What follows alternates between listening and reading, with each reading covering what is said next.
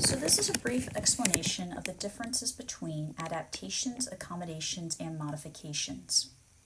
Accommodations and modifications are types of adaptations made to a student's curriculum or to the environment so that they may participate in their educational programming. Accommodations, though, are changes specifically made to allow equitable access to curriculum and learning opportunities.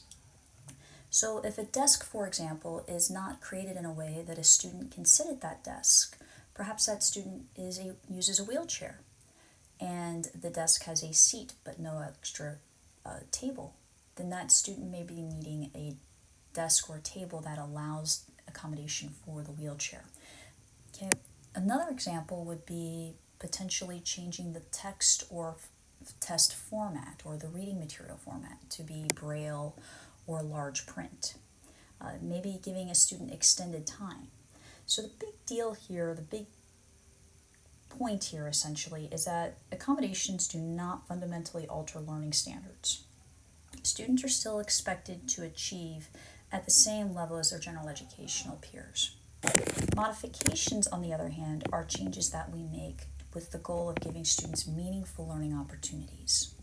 And so, for an example of a modification might be requiring a student to read a lower level of reading book. So when you've got some students reading at the 8th grade level, providing a text that has been adapted or modified to the 1st or 5th grade level so that the student can participate in their educational programming.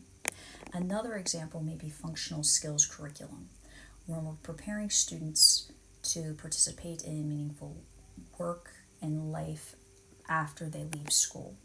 And so this is a fundamental change, oftentimes lowering those learning standards for students. And so the point here that I think the take home I would say is that accommodations and modifications are both types of adaptations that can be made to students' environmental and curricular and environment and educational curriculum so that they are able to have meaningful education in the case of modifications and equitable access to the same curriculum as general education peers in accommodations.